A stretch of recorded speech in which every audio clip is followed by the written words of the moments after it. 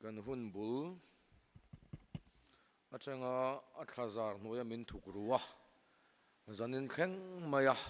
akhonga min chantir tu lalpa kan pathian taka chausu fakle choi moin omsela chuti rualin zaina pathian pol tu local zong te kauran nei tu lali suam hengin chibai kabuk non le cheu ane e kan top zan alo ni ve tareng maya chuwang suan thu cha kan soi main thil dang han soi ve ngai te po omin ka hria soi tur tam tak kan nei zinga in khana thu kan soi to noi nei nili zet kan la chama alom tu soi na de kha kan nei to a soi non vak to lawanga in zawa ya chunga kan lom em ani ti kha kan soi non le ni sela te chuan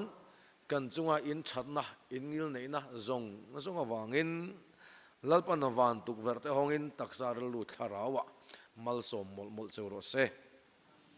ti chuan hei in mu le in siat angin heti mai hi kan ni a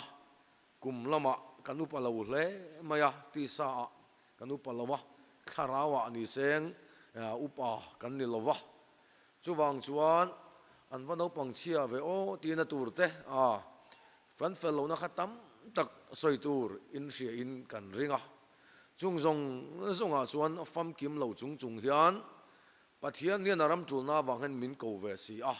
chumi wang tak chuan alai ko ran ho te pon kan fellow na le kan tlin lon te min riat saka chong chai na min lo din pui fo tur khan ai nge ani ekeni pon lo chong chai pui thin don chawa in chong chai pui reng hi chu hara maro chu kan riat chuwa chang a piangin arem chan anga piangin in tan kan lo chong chai don ani kum khat chunga kan rong bol na te hi standing subject a kan neya kum khat chung chu an tan kan chong chai ngat thin ani tin chuan in tan hian kan thei angin kan lo chong chai anga nang ni po in rem chan angin lo chong chai pui ve zel routine kan som ani ti chuan min chong chai pui dan in thiam theina turin hei amalama te phong ka soi to a kan nu dam lo na wang te le kan ho tu ten tun kum chu program hi pani pathum bak chu lo mai te min ti awang te pon program kan han la tam lova kan ol hle kanga september a hianin berol zo south van lai phaya school venga camping nei turin kan chho anga chumi zo chuan october a then luma camping nei in kan chuk le anga chumi zo chuan Aizol West camping book in November hun kan mamang le anga kan zowanga longtlai lama son hu ko thana crusade in December kan lut le don ani tin chuan pathian ram rong bol na hian I chang hovila nangnin chong chanin a fung lo vuan ula pathian tan ke pen tlang zelanguti in kan som ani ti rola ro suan hei alaya kar ni le ni vel hun kan han mang khowa kan thei to chu kan chua na in be sei kan phalo em ang ti kan ringa maro chu ko ram ni puiten kan thei top kan chu ani ti roi chu min riat sak ula ka du'a ka ngai tu na thil tam takalu ta ai pathian khongai na in mun sanga kan kal ve pathian in aro puna te min mu tir thina chuan halai ko thana be sei na sang tak nen kan ron lu ta ta chuan rong bol ze tur hianin chan na sat alo ngai hle mei ti te min siat non tira alai ko ran pui sui tak khan nok tura tan chuan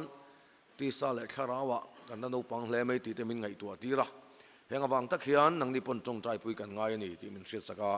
min chong chai pui zel tur han kan som du cheu ani ti chuan hei khok khat kan ni kan lain mule fowin ka ringa maro chu nang ni tan chon siat kan ol sam viau mai theya kan sevele avak don lo chewa kan in du wanga ni lawani ti kha min siat sak ula helom len poi kala se kim chia lo chu tiang chu kan ni chuwang chuan sang chuang zi nga hi chuan tle ma unique deuh in ni lo chuan mel tha filor lak amo mặc sắc đang làm đâu amoi ni lo hi chuanin siat vek khin har khop maya mà rồi chú kan thấy ang chân chân chuan kan chin chia chawa kan lo thalo pal ta chu ni pon min ngai dam ula tin chuanin enge ni tian mun tina kan lut kol ve sia wang hian mi siat vek hi har ani ti la ya kha kan soi du tin kan nau te ho he abik takin ngai daman ngai ma an chuak anga an thlen in te po chan chin ron thil na chang selo kha an ni le dona an speaker berahi pa fing le lua kan ni lo wang hen te po nianga an fing var lo khop maya ei kan in zui ho chung hen kan nui voi ni zai tok to a engein an nin chai am ti na chang se poi tu ma hen om lo an ngồi chua ringot mai ni khá tiền khá ăn ni awang khá nên mà hai pathian hi chakho pa phình lâu tắc tắc te phai rong bol min phal sak chi na tiếng chuan anh em này anh lâu beng hong vak lâu ni po khan ngay đam na nen min lâu khi tu khan anh nghen châu anh này ole khát đi chín khan ni mấy selangin câu thần châu hậu te chunga kan lom em ani ti kha kan soi ani thì cho nên ngay giấy này hiện sang chal cổ na trăng te veng lai trăng te mun sang sang trăng khan non kala ka kha kim hau lo chawa mania ai zo la kan chen nuin kan chen pa lo phone la chona ma chu choi man om lo lutuk ka va in khom ve boka in min chi bai na chang po thalo puan ru chu ka vak in khom pon aron kalwang bang min non chi baya tia meng ko mai la ka mukim thei tlat lo chawa nung lam pang kha chu wang cho nên cả lâu sẽ lâu bận chỗ này bao mình ngay đâm ula lalpan là cái này thì khá sẽ tay là sai cái gì chứ bằng chỗ này lại cầu thần như lâu rong rong bao năm trước rồi không rong rong thì không ai được in gắn chuột mưa trên đỉnh lục tiếng ole in giờ vai chung ạ kan lom em này thì khá kan soi non về lại anh này thì chuan campus lama tangin testimony la puang chuk turin lalrin oma roma kha ain buat sai in kan sia kan so manga ti chuan ani han fangna hla te alan nuwa karon ding le anga pathian thu chiar na le chong china te kan nei anga pathian thu cha kan ngai thadon ani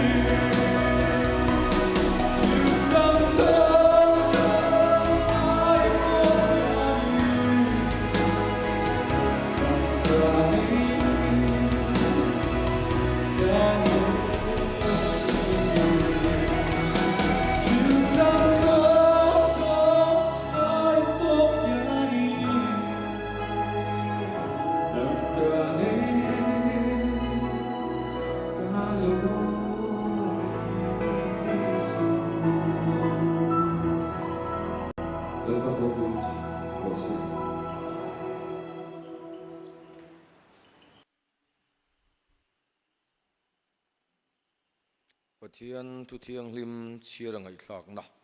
kan nei anga chanchin tha ma thaya ziak bung som le paruk chang som le pariat atanga som le pakua zawin chanchin tha ma thaya ziak bung som le paruk chang som pariat le som le pakua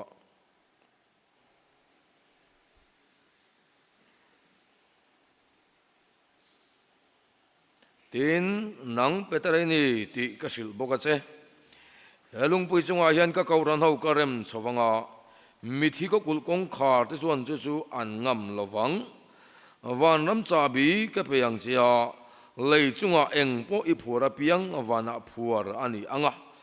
lei chunga eng po i phel apiang wana phel ani ang ati a achanga Korin kwamit nena tirko pol le khathon pakhat na bungthum chang som le pakhat atangin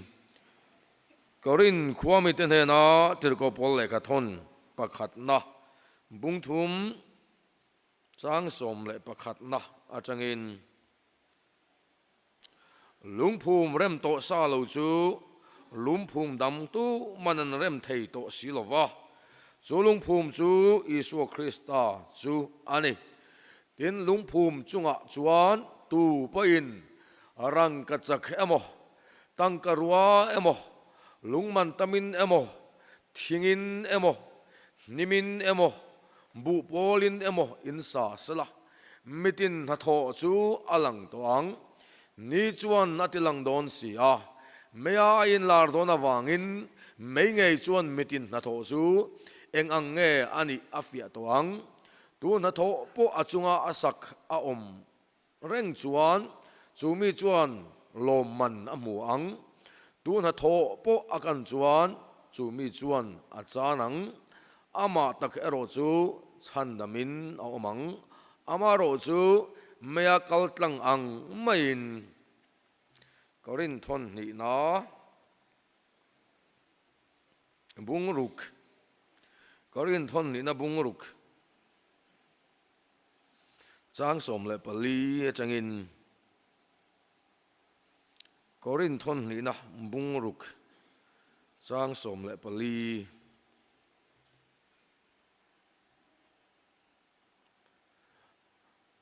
ring lo mit anen rual lo ta ka ngong kol ba donin om su suwa sual na le fel na in enge in chom na an nei ani lo le thim le engin enge in pol na an nei belira le Krista point enge in zom na an nei ani lo le ring tu chuan enge chan dun an nei milem tele pathian biak in point enge in rem na an nei keni zong pathian nung biak in kanisia pathian in an mania ko manga an mania kaleng bokang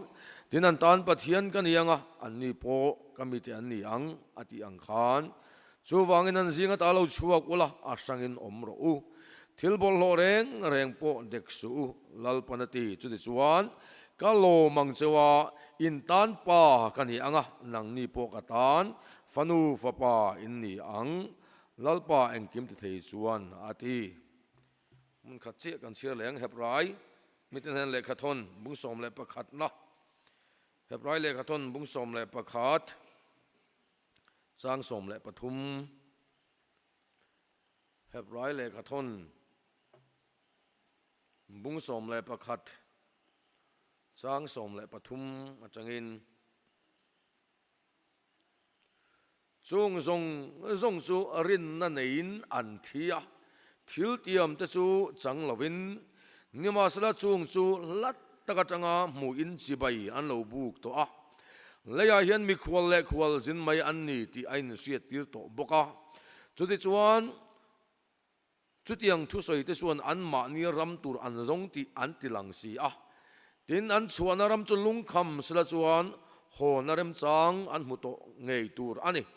nima se tu na zong ram thale zual chak an lo ni a chu chu vanami ani chu chuan pathian in an pathian ti om chu azak love an tan khualam alo bo sai sak to si a sang som thum le parukna phek le nama khan midang te point ti nom na le vuak te an tuara ani chu lo po chu kolbun le tan ina khung te an tok boka lunga denin an oma thing zai na zai bunin an oma khem na an to ka khan daya sa lumin an oma beram vun le kel vun sinin an wak wa ya ra thei takin se om takin ti du da in an oma chung ho tan chuan khovel hi om na tlak ani lo khalera te tlanga te puka te khuar khuruma te an wak chi na atu thiang lim kan chir le kan ngai khak te lalpan kan zatan mal min som sakro se mal som na delin pathian ma kunin chongcha yang chung nung ber kam pathian min mangai tu i chia lo te chongchai na ingai khachi na BCM lunglon is tenen kan rong bol hon na tur chung chang te lalpa in ne na kan hlan kan khen chi na kan chongchai na tlom tak te ingai kha lalpa koran ho te zinga na min tho saka email zanin kheng mai tar lana wangin kan loma lom thu kan sil che ani tiswan lalpa zaina halai muna BCM lunglon is na kan rong bol ho chung hian fak na te oma choi moi na te oma ni chuan chatuan na ta nang ma ta chau ani awangin nang ma ne na choi moi na le fak na zong chu kan ron hlan let ve ka se herong bol line i ming chau lo ro pui ber ro se nangin suai khom lo chun tu ma kan ne nan lo kal thei lo te lali sun na soi ang khan lalpa nang man imi teron suai khom thina zaina ange po lalpa bikin khat tadin min suai khom le ta mangai na wang min suai khom thina wangin ne na lom thu kan soye lalpa i mangai i fa te thu takin ti thiang limro i thu chu thu takan ya wangin thu takin singa thu tak chuan boy balang chu ti ni kha mitin te thu takin min kal tlang che zaina yan fa pai suwa choi moi ro pa choi moi ani theina turin I kauran no ten zing ani suwa choi sang che I suwa mengin kan dile hey mania speaker pakhatin minon bia tasuan anlu na tur ko san kha kalu to na ani awangin engen din mun ni le ti minon zota ka siat ang ka sila tiang chuanin style hi a in ang lawa mi ti dan kha thalo ka ti lawa a tha po ka ti lawa ke ma hi chuan ti dan te hi ka nei ve a kan lu na ko ran sang sanga hian mi thil min sil chak de u chu an omani mai theya ama ro chu siat lo top phi ka du ber zok ani a chan chu ko san ni na dik tak le mamo tak kha chiang ber tu chu ko ran nei tu lal I suwa ani awangin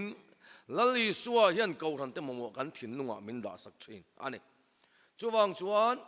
kan thin lunga lalpan min da sai kan ron pop ani a then chu lem te po anuam lo de wang karing ten kai phei chu in bua sai lok si kan ni lo awangin ka thin lunga ron lu ang ka phor pop china wangin khit film le na huna om to lawa a siam de chang te a tle ma khal de te po omang khang zong a khan pathian thanem ngai na ani ti min riat saka min lo don sun sak tu khan kainin ngen ani ole kuna kalta view mai zaina hian ko san ti thu poya mangin pathian thu cha kan ngai thadon ani top na hian ai kan pastor senior min uap thina reverend ro khama hian mal som na in min chin turin be sei tai la chome ole ko ran chu enge ni thulung lui huna hian in ko ran ti chong kam takhi kan muchi alawa pathian chung te community of god kan ti hi oma khahal an ti ya chuan chu mi an pui chu thulung thara hian ar nom vele a chu ecclesia chu greek chong ani a mi pui kal khom ti na khan ni maya maro chu nasina korena kan siar tak ang khan an chunga ka cheng an ma ania ka leng bokanga an zinga ta lo chhuwa kula sangin omro tia korena polana soyang khan lalpan khovel thilte tive lo tura khovel laga changa ama tana milhlang ni tura aser san de chu ko san hi kan ni zaina hianin ko san hi kan sefu lo thei khop maya Baptist Church of Mizoram hi ko san ani loba Presbyterian Church of India hi ko san ani loba Salvation Army hi ko san ani lowa no pangho kha wai chem chúng khát chú cần về ngã sông các công sang sông nó muôn kia mà ôm à Adam là vợ anh u chụp phim mua cái này à chuộc đón à thì chuan mám tệ nghe cái lẩu khoan lăng xe tia quay bên lẩu khoan rọ tia thì chuan hồ làm mà chuan số lại là bùng beng à xuân bà dê đồ rom xin in sẽ to lẩu mấy thế trở lại hậu chuan in ở đây đâu to à xuân bà dê đồ là chuan là valu ta anh lấy đó là mình khát thấy hiểu chắc mà hi lệ hu in cả mình này em hi lệ hu in cả mình khăn lẩu thế gì là vâng chuan thì vong ngay nó khá là chuộc ta mà sẽ công bùi cho nó vào này khác từ cái nạc cor khá vào mùa thì chuan cor khá hay hết tiếng himo lệ tia cor đang cho nó lẩu thế thầy ta này cor khá quay anh em nó bằng không khá cor tuom tu quay anh em ni mo ni nghe ni lâu ni lâu ta chuan câu thần chú Christa mâu anh ạ chung lama lak chậu tur anh câu thần chú Christa mâu anh ạ chung lama lak chậu tur anh ạ lalpan Christa mâu chung lama lak chậu huna hian BCM in chỉ khát puna kang don lawa Presbyterian Church of India in chỉ khát puna kang don lawa câu thần tak zok chú lali suan thisena arsin lali suan Baptist Church of Mizoram thisena natlan san lawa Thisena atlan chu nangma keima hi kan ni a tiswan he Baptist Church of Mizoram chunga hian lalpa ko ran ho chu kan ani chu insa the memo tiswanin wai kan soi khan kha saranga kha wai an nimmi alawa ma seng wai kan soi chuanin atel ve tlat chi ni tro chu tiang chia chuan Baptist Church of Mizoram kan ti hian Presbyterian Church of India kan tiang ko ran chu ni mi alawa ma seng wai chu sarang ina tua mang hian ko ran ho te min tua ma min uap khom tu chu Baptist Church of Mizoram kan ti te Synod kan ti te Salvation kan ti te hi ani a hei hi ko ran ho ten lalpa kan hlai na te amarong kan bol na le atana ke kan pe na te ani awangin a chula apoi mo em ma hei ko ran lim tha ani a ma se kum lun tur ani lo awangin aral le tur ani sin ril rupek dan tok kan thiam tur ani nse the mo Baptist Church of Mizoram isu ala ral le don Presbyterian Church of India chu ala ral le don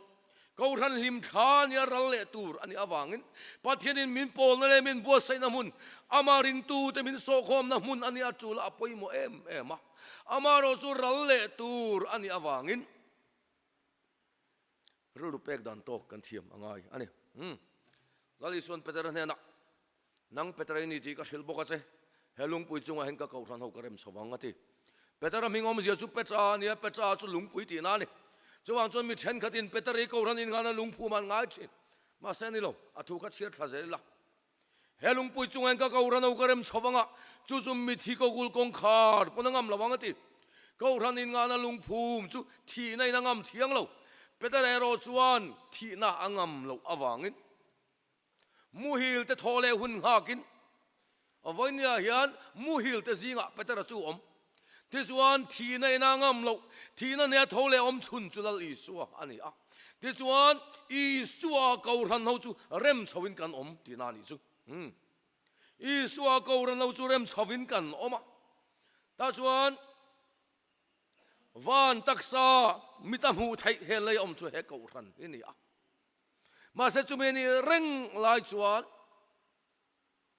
mi fam kim lo om khom kan ni awang hian ko ran ni asang che em ani ti kan se tur ani ko ran an boi thak ji mai chu mo mi pakhat fel lo na ma boi thak to nak lain mi sang chong fam kim lo fel lo li mai kan kal khom ta ka chun ko ran ni a boi noi lo thei lo ani thế thì em à phải lâu nay lâu giống ngar tan hi chuan ama he ko ran din tu la li suang ai puna fam kim lo ti sia a fam kim na chu wala chau kan chan do na wangin he la ye chun kan fam kim lo nuai reng mai do na ni a fel lo lai te dik lo lai te thalo lai te omare gang ta chuan chung kwa hian lung oi lo na tu ri van tam em tro fa te chung changa thil chi sang sang a hian o chung ko pa kan ni na zona tan chung ko lung oi lo na tu re van tam em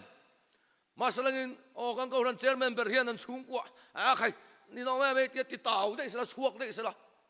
an chung ko chun dar ve kan mai chung ko lung oi lo na tur tam tak thil dik lo le thil fel lo tam tak a oma masalangin dik lo le fel lo oma ni ti sreng masala nu le pa te chuan chung chu mu khu min a fel hun le that hun tur khirin siam that dan tur kong an ngai tu thin ani ma se no pang ve thung ro chun mo an lungoi lan duang in thelo ka lo chon an nuaran ti tau ngong ngonga kau rana hian ti tau na tur van tam em tro adikalom andi pon fam kim big le nem pon fam kim big le nem lungoi lo na tur tam ta ka om ma salang mo chung kwa hian ti tau ngong ngong thin ni chu no pang chia no ni thin in man thiam em chung ko in pui kling te chuan fel khap khap lo ma se dik khap khap lo ma sa a that dan tur ngai to in a fel hun tur khirin do thei ta kan hak thin ani chuwang chu ne ko na nge poina dik lo lai te fel lo lai te tam tang mu tur omang ni ma salangin atau du tan chun alung oi lo du tan chun a social du tan chun social tu hevan tam em ma salangin voin lia hian pui tling kan ni chuan amol pho theina lai te chia theina lai te ni lovin a that then turin ke kan pen turani ti hi kan ril ruwa om sa sala khai kha ka soi tum che pon lo kan zep lok ani de chuan ko ran ne na chun la li sun ting ati van ram cha bi ka kol ti rang che ati ko ran thisana atlan te ne na chun la li suan van ram cha bi kol ti ran ni chu cha bi chu enga tange kan man chin kan ti chuan thilin kal honan tro cha bi chu thilin kal honan kan mang chi na ko ran ho te ne na a thisena tlan sa te ne na chon lal pan van ram cha bi kol ti ra van ram cha bi chu enge ni kan ti chuan leile wana hian kharau sal tang te chua zalen thei tu om chun chu chan chin cha hi ni krista chan chin cha hi krista chan chin cha chu lal pan ko ran ho te ne na chon min kol ti ra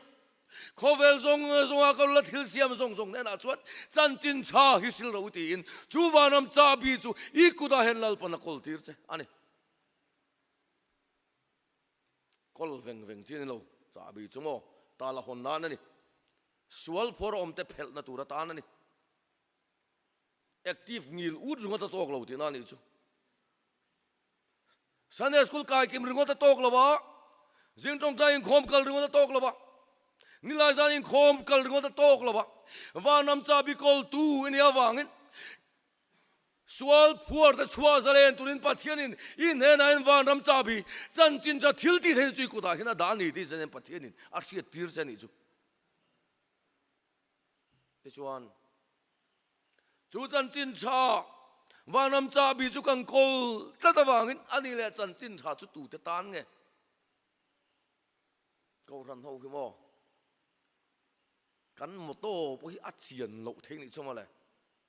ko ran pakhata kem kan nei do na ko ran dang an lut ve do na secretary phal tat lo chan chin cha mi tin tan kan ti ma se mi tin tan khan ti thei ve tlat lo zai na mo chu chan chin cha wa nam cha bi kan kol chu kan mangai le kan du sak zong te tan chong ni lovin baptist ho tan chong ni lovin praise tan chong ni lovin UPC ho tan pon ya salvation tan pon ya zungol ve ho tan pon ya drugs addict tan pon ya case ho tan pon ni chu ti chuan van tir ko te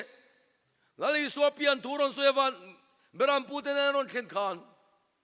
mitin ta tu chan chin cha lom om em karon khen chu ti anon khen ta ni chon chu waram cha bi kol tir ni chu chan chin cha chu mitin te na sia tira I so ke bula huai khen tu ra hele hen da ini ta chuan chum khat chu mi pakhatin min chong cha ya van ram cha bi kol hi I du I hon sak na tu ra ta na ni lo mi tia ka har dot mai ni anuam chinai chun rong bol te amoi china te mi faklo chinai chun rong bol te nuam mareng mai ma seng mitin ta tu chan chin cha ani tlat awang Sumitin te zinga chun drugs addicted tel sia nule pa te panan du to lo ko ran panan du lo khotlang panan du lo te tu man ka wi karan ti du lo zong te kuang ku angai ti na ni chu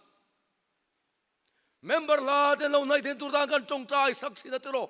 ma seng pathian khong ai nan chan the na tu la ta kan kong ka pui hon sangam kan no mem zai na hian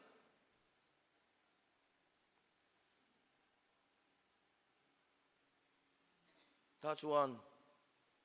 mitin ta tur chan chin tha ani awang ka soi to khan min lama ta edi khawi ka mangai thot lo ma seng an ne na hian pathian thu ka khila ngai eng wang ngai kan ti chuan lal pa mangai ten ni tlat wang ani vonya nang hian mangai lo ma lamo nang hian mangai lo ma lal pa mangai ten ni tlat wangin lali suat thisani chung mi dan chuan luan ve thawa wangin lali suat thisani a thon in luan ti ra phal lawa chuwang chuan fel fa taka helaya zaipol member din ringo thi tok lawa active member ni ringo thi tok lawa lalpa mangai ten dam thaina turatan lam lian le dai ti kang kalangai ni chu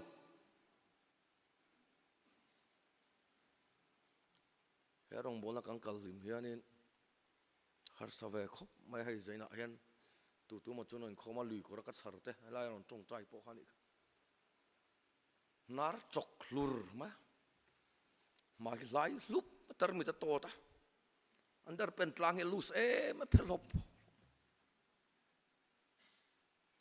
an va han rim tui lo tu man ka wi karan ti du lo zong zungol ve zong te kan kuang ku angaya drugs addict te kan kuang ku angaya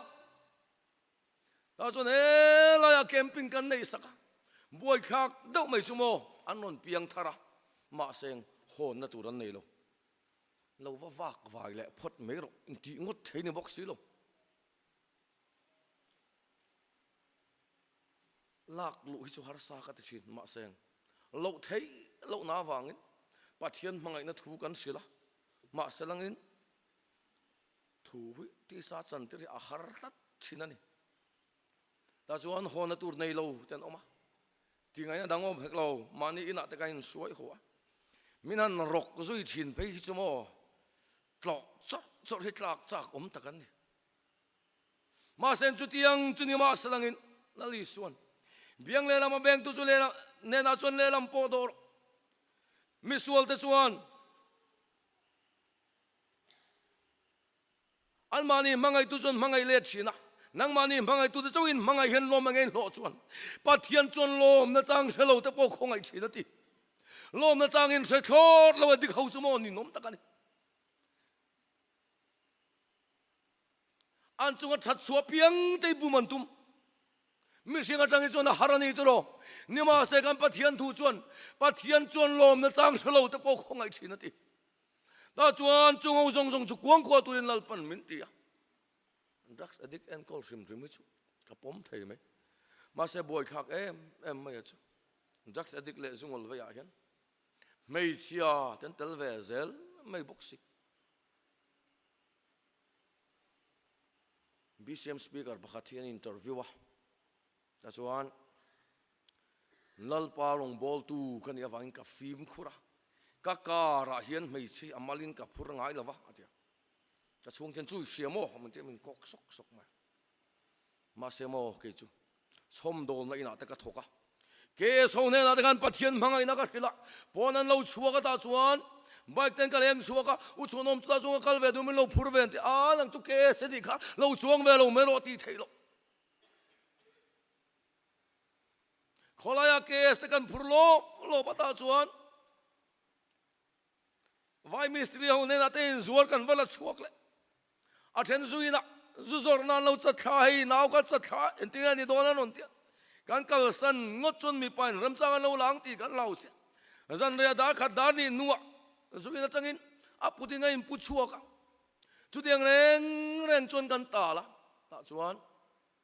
voi nia hian mo moi nai ta ka rong bol tu mi chuan mo lalpa mangai te kan mangai pui zo lo ani lali suang ei po khamo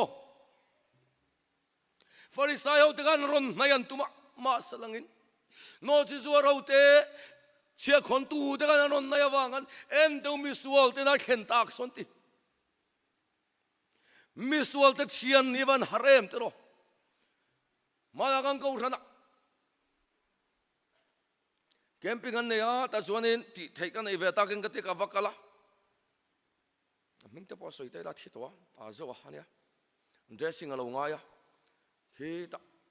MACP Drop-in Center hangkal pulok mai da sen tia ole ka tia ake hi alung nuai maya tak sai pan na salutu kalpo kal theilawa tiang a khola ta suan ne lamin tian mi ko amoka azak der mai silot ta suan thana ko ta song kan pheya traffic point so kan ta au lu ei damo ei kem ko lu ta lu ve che tia ui amelan na fellow ti chiang ka zak ngoi kalai kong cross tu ringot pon mini som don kan tu traffic kan ti jam chup mian minen chup ma mi fakle choi mo lo zong rong bol chu nuam ti ro ma se la li so chu mo mi sual te thian zung ni ngama mo le ta chuan kan kal zela en tin mo kan va thleng ta ka va ki ka dressing kan ngai en ti them ka te nang ma mi no ti sui le ta hala che chuan ka suai le ta ka van kal to om lei lo ka thin rim ngoi mai ni ma seng pathian thu ka thin nunga ru ta nal isu chu mi sual te thin ani ti ron lut dot mai ni zaina yan mo lalpa pathian chuan van ram cha bia kol tir cha chu cha bia chu misual tu manan du to lo zong zong tenen kheng pha ka an salta na tanga chua zalen tu nal pan chu thunen su ikota hena lan tla tani du chu na re buk chu na ni lo ti chuan an ni ho ka chu eng po lo ni sala rong bol na zong zong har ka ti ber chu milim kal sol ho kuang kwa hini pathian mangai na na khul ve tho sia no na raman kal mangai na raman tla kuang kuan nga ya awan har em tlang wal te kan ni ve khangun lai zong khan kes te kuang nga ya drugs addict te kuang ngai milim kal solo kuang ngai buka lak khewan har em ta chuan chum khat chu kapa hen meron phone am hote tia henga hui kop le chuanin ko thana ka mo phun na zong ka bang ngati chana tu rang ren kan nei lo kapa wala min na thu ka mu chu mitin ta tu chan chin cha ka ne na kol tin om wa nam cha bi kol tin kom kalai pathi kalai pa na cha ka mu chu heng hoi kuang ko le chon ko na ka mo phun na zong ka lip khang ati ta chon mo lalpa mangai te kan mangai puina ko nga hian he cross kong zo ya van har sa thin e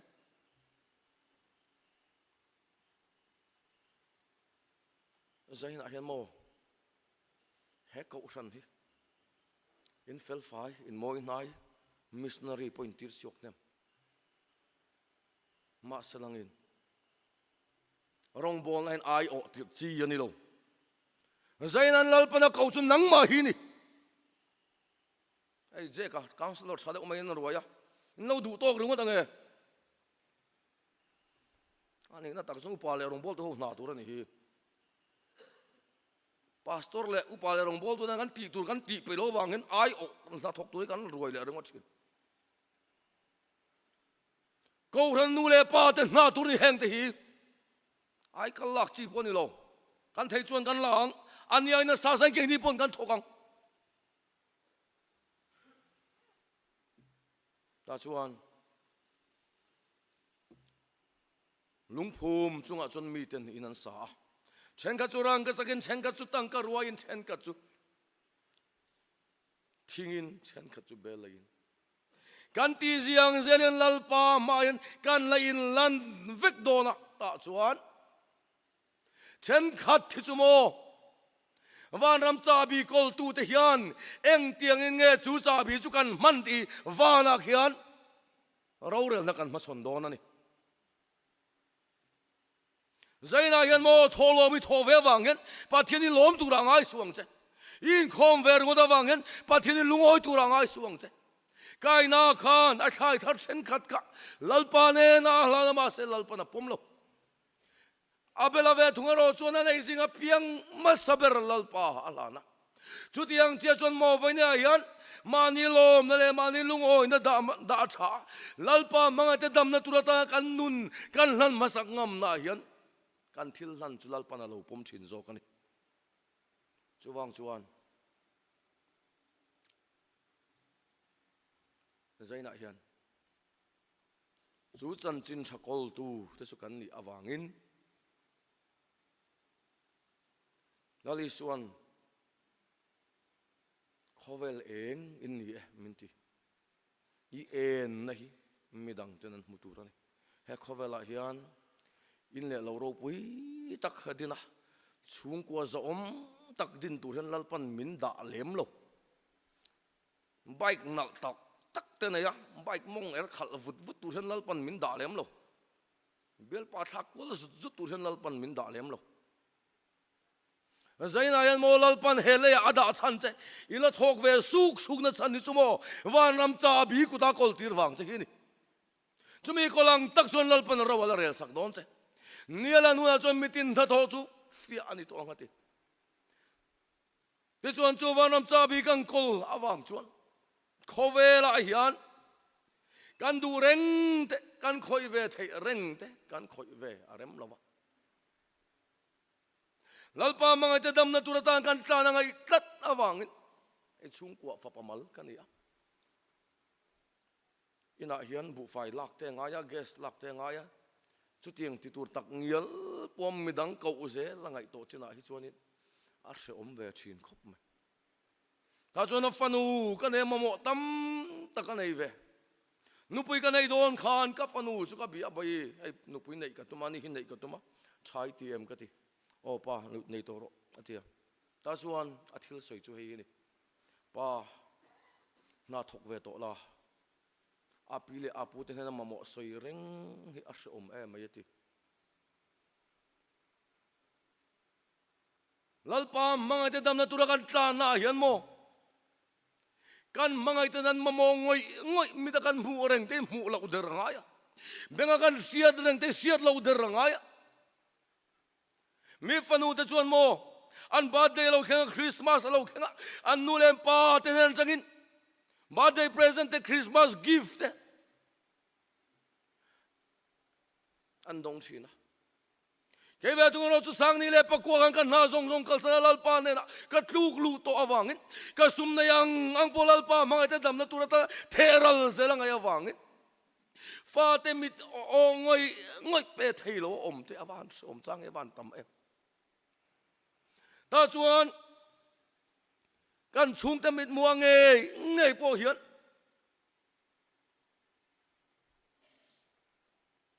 chom lom ni chuan mo fa te chung changa ngei po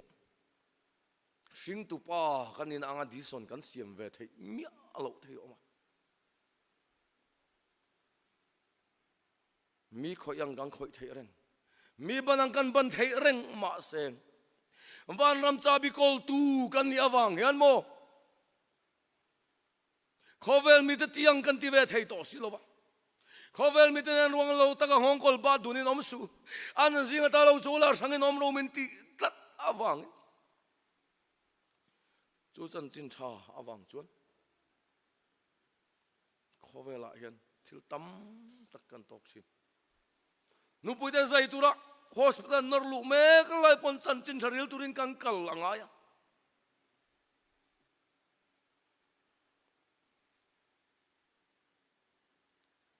lagi suazir ti te ngai po chu chan chin tha chun wa vai pui awangin kel vun sinin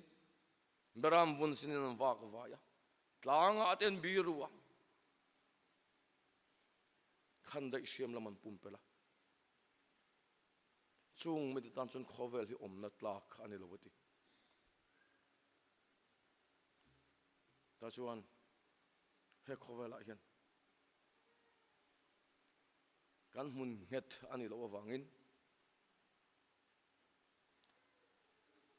kholo lo om turan zong zo kani kirle du ni zong kirle na rem chang an mu to turani a ma se ram thale zul chak anau ni a chu chu wa na mi ani ati chu wang chon mo zainan ko ran no tu kan la hole dona wa na kan lalpa mai kan la in lan le vek dona ni chu di una chu ni chan chin ni la soi dona ka chan chin ka la soi dona ni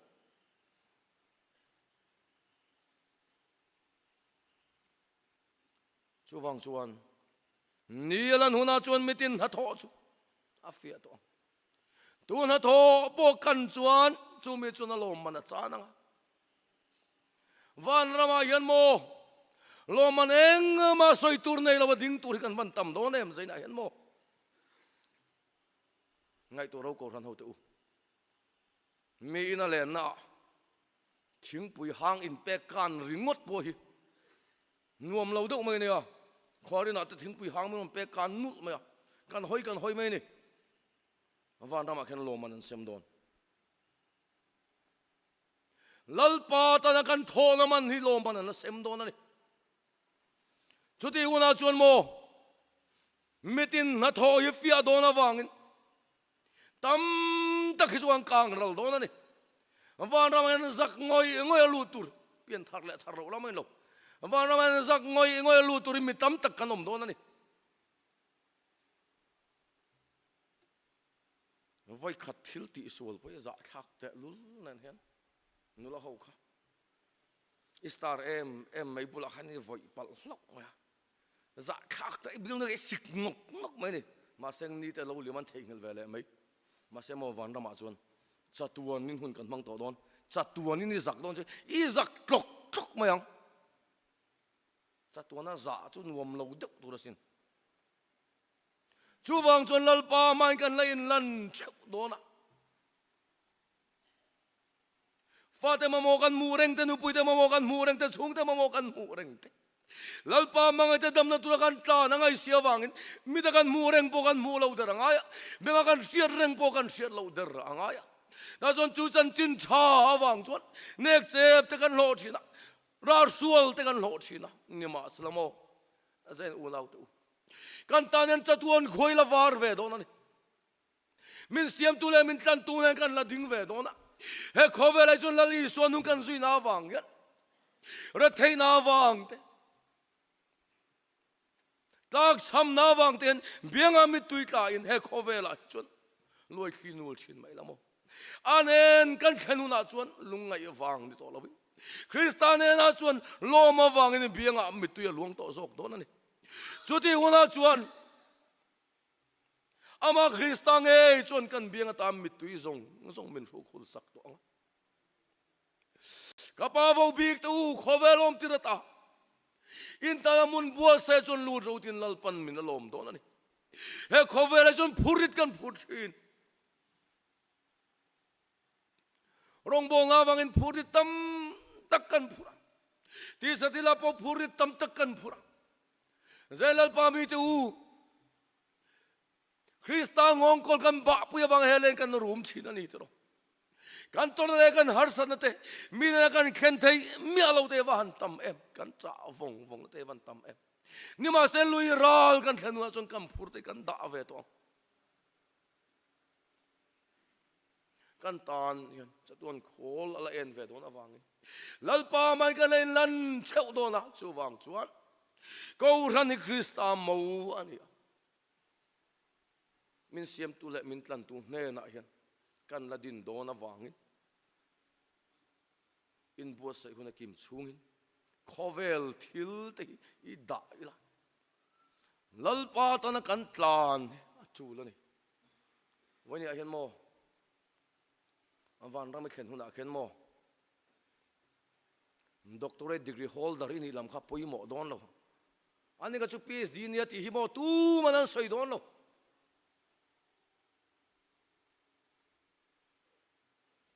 ani chu officer ania a concrete building lian pui pathuman ya ti kha an soi don lo reng van ram kan khenu na chuan he van ram cha bi an ti ngai ti ti an zot don che ani chu thu nei na poimo tak mai lal pan kan ka wa ada awang chuan chu mo punalian tak lal pan kan ka wa da awang chuan kan ka wa hian thu nei na min pe a lei chunga in phura piang chu van phuar anianga kharau sul ram hoi bol hoten lal pa mi te pathian long bol thei reng reng lo tur min phuar bet thin chuwang chon kharau sul ram hoi bol lo zong zong te phuar thei na thu nei na min pe a sual phurom te phel thei na thu nei na min pe bok ani chu chu lali suwa awang en kim kal sana van ram cha bi wa wai pui tu te chon tu thu nei na chu kengin he khowai na ram man la thin ani kar cha bi ti lamani lo su van ram cha bi kola lal pan na du anga ko te chuan chung mo phuna chu kengin he khowela hian saltang te chua zalen local tura local lal isu krista thu chu muin an khen chana piang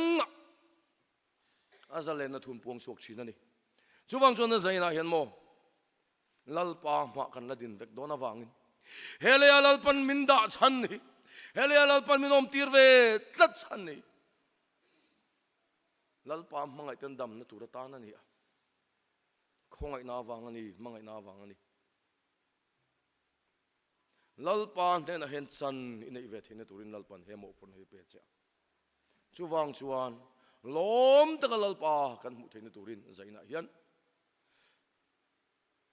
chuwan ram cha bi chu kenga lal pa mangai te dam na turin chan chin tha mitin tan kan tiang hian ta ringot lo hian nunin ni din so pueng te kan som ani athu kan puan so te lal pan kan za tan mal min som sakro se ole chong chai na kan yanga ka chong chai zo hianin Isabeli zai rong bolna nei turin kan som anga mi puite tan mal som sakna dilin ka chong chai anga kan zawa in loading ila chong chai chungin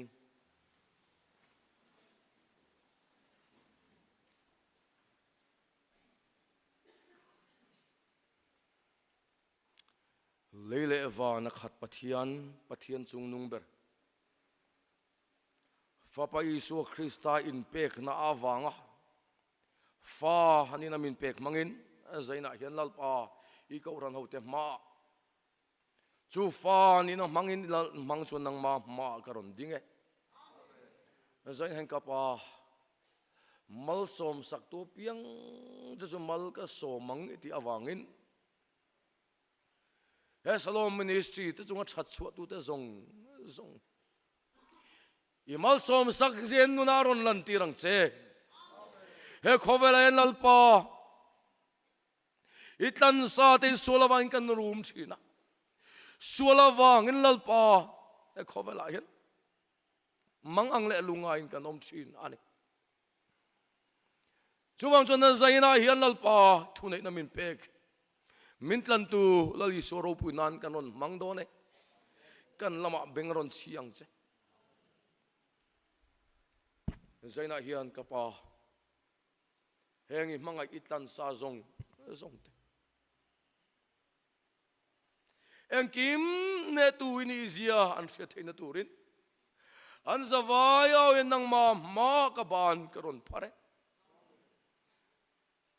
salama masalale shinana mama masalale sanene shikana ne na kai salale amen hallelujah kapa zaina hian thisenei tlan sa te nang ma fak thei lo le lo na tharau ten min phuar thina na da sang ten min phuara lungai na sang ten min phuara lalpa nang ma fa kan ni na lang lo le khan sual liamin kanom thin ani chuwang chon na zaina yan lalpa lei chung en phela piang chu wana phela niang ti awangin min tlan tu le min siam tu Krista I suaro puina lo na tharau sualte lungai na tharau sualte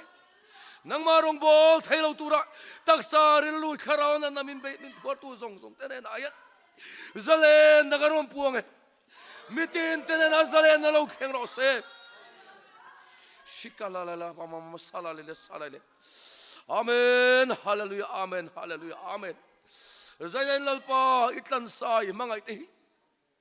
lalpa lau thong reng te khamuang lau reng ten he khovan kan leng chin ani chuwang chuni mi tenen na khamuan na pachin tu Jehovah Salom mi mingin zan zalen na kanon puange mitin temin kalteng min chui chua kang che amen hallelujah amen zaina hian suala